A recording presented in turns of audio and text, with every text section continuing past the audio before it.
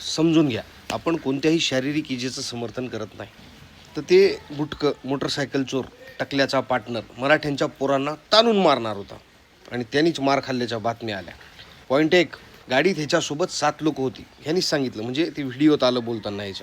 ह्या 2 दिवसात त्यातलं कोणीच समोर आलं नाही. उलट हाकेच्या पेजवरून पोस्ट आली की अमोल तोरणी याला मारलं म्हणून.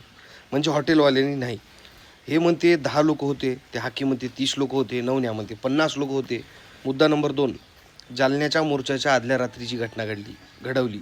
मुद्दा नंबर 3, अंगावर एकही वळ नाही, जखम नाही, नुसत्या पट्ट्या बांधून पायाला सलाईन लावून. अरे नुसतं घसरून पडलं तर हाडकं मोडत्यात आणि स्टील रॉड मारलं म्हणते.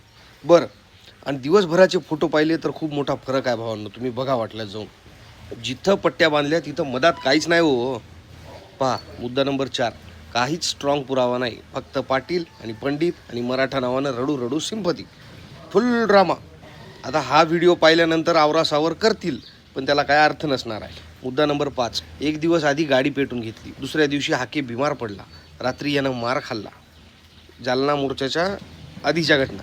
ह्या लगातार घटना घडण्याचं कारण काय, तर धनगर समाज आरक्षणाचे आंदोलक दीपक बोराटे ह्या भाऊंनी सगळं मार्केट वळवलं, लोकांचा विश्वास जिंकला, लोकांनी यांच्यावर विश्वासही टाकला. हाकेचे सोबती पण सोडून गेले बोराडे साहेबासोबत, आणि यांचे बॅनरवर पण फोटो नाही.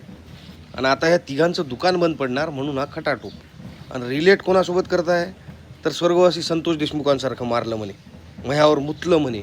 अबे मग मुतलं तर बनियन तर बदल, कपडे बदल ना. मी काय म्हणतो, बरं मारलं, उगाच कोणी कोणाला मारते का?